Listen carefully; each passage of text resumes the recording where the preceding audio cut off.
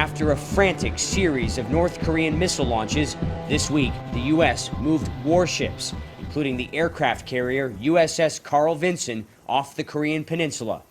That move prompted an angry response from the North Koreans overnight, hand-delivered to us in Pyongyang. Calling the warships reckless acts of aggression, the government told us if the U.S. dares to choose a military option, the DPRK is willing and ready to react to any mode of war desired by the U.S. President Trump responded in turn on Twitter today, writing, "North Korea is looking for trouble. If China decides to help, that would be great. If not, we will solve the problem without them. USA." And in a second tweet, I explained to the president of China that a trade deal with the U.S. will be far better for them if they solve the North Korean problem. Blunt words for the Kim Jong-un regime and for Chinese President Xi Jinping, who made no promises of specific action against the North Korean government after meeting Trump at Mar-a-Lago last week. China is North Korea's only meaningful trading partner, but it's not clear how far China is willing to go to rein in Pyongyang, or even if economic pressure would work. Tensions on the Korean peninsula at their highest level in years, with U.S. warships off the coast and just days after President Trump ordered a missile strike on the Syrian government, perceived by some inside North Korea as a thinly veiled threat. This North Korean newsreader saying, "We are not intimidated." North Korean state media warning of a nuclear strike if provoked.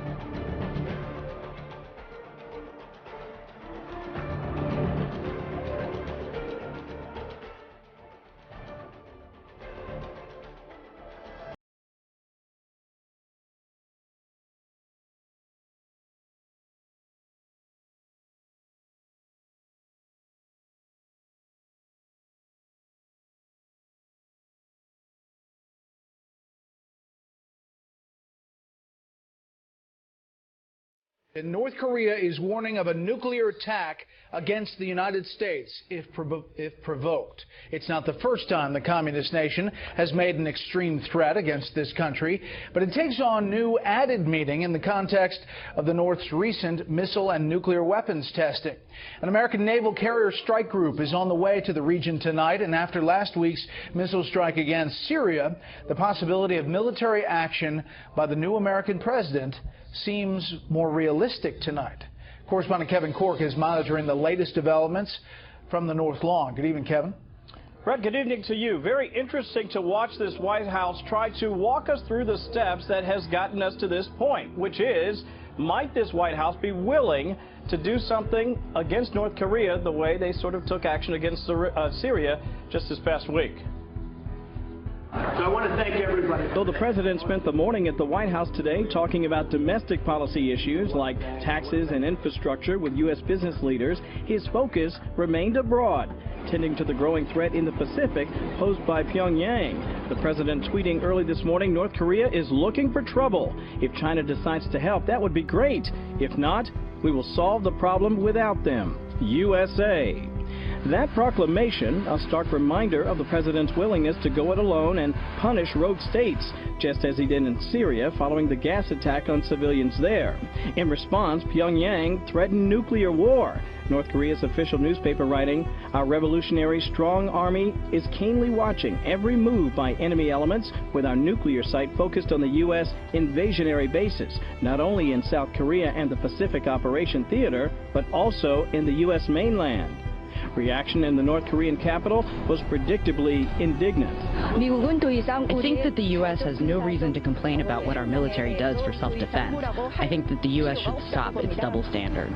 At the White House, there was skepticism about the communist nation's nuclear capability, but no doubt about the president's resolve. The last thing we want to see is a nuclear North Korea that threatens the coast of the United States, or for that matter, any other country and any other set of human beings. So we need stability in that region, and I think he has put them clearly on notice. Lost in all the rhetoric, the broader White House message, which was very likely aimed about 500 miles to the west, at Beijing. Because as much as the Syrian airstrike pressed Moscow to rein in its partners in Damascus, the president's calculus on North Korea puts additional pressure on China to corral Kim Jong-un once and for all. A strategy plainly visible in the president's tweet when he wrote this morning, "I explained to the president of China that a trade deal with the U.S. will be far better for them if they solve the North Korean problem." That link between security and economics is a well-tried stick and carrot technique that, if successful, could break a decades-long stalemate with the North and provide a pathway to peace in an increasingly volatile region. Simply speaking, Brett, the focus here at the White House is if you want a different outcome as it relates to North Korea and their behavior, you're going to have to come up with a different input. And it would appear, at least at this point, that the White House is prepared to do just that.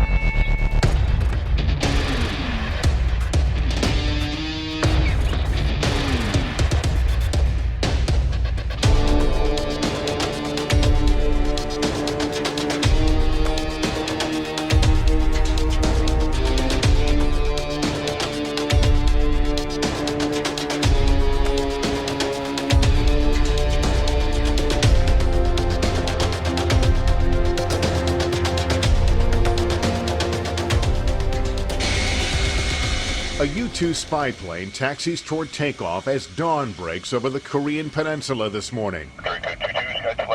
Its pilot fitted in a NASA-like pressure suit to withstand the 8-hour-long mission at soaring altitudes that will take him near the edge of space.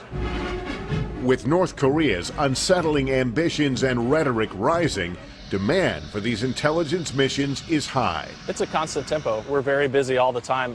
In the last 10 years, we've been the busiest we've ever been in this airplane. The distance from Osan Air Base to North Korea is about equal to that from Baltimore to Washington, less than 50 miles.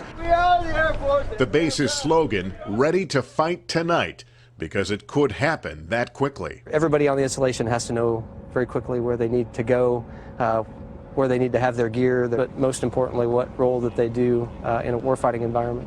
Patriot missile batteries defend the base from North Korean ballistic missiles. Preparations for chemical attacks are constant. Air crews hone their combat readiness. We've been granted rare access to the Air Operations Center deep underground, the place where North Korean missile launches are first detected. This facility is so critical, war planners say it is the #1 target of the North if hostilities break out. Thus, what we're allowed to show you is highly restricted. Suffice to say, layers of sensors give these American and South Korean operators a very detailed view of threats that they'll have minutes to react to. When you see a missile launch from the north, you have to know whether it's coming here or Seoul or going harmlessly to sea pretty quickly. We do. Time of flight is pretty short, but we have great capabilities all throughout this peninsula that are ready to respond. The American commanders here say their prime mission remains deterrence, but they're ready to act if necessary. If North Korea launched a rocket, and if we did not know whether it was a satellite or a warhead on top, we, the United States, would likely try to shoot it down. In response, North Korea will try a number of things, in part by sending artillery fire into South Korea. And right away, you have a major conventional war on our hands. While the posture of the 28,000-plus American military personnel has not outwardly changed, the level of tension certainly has. I've never seen greater concern from a regional perspective of the threat that is being posed by North Korea. I'm looking at his wingtips. Back at Osan, racing at nearly 100 miles an hour inside a chase car that monitors the ungainly U-2's takeoff, we can only guess at the spy plane's destination in search of answers about a secretive and unpredictable adversary.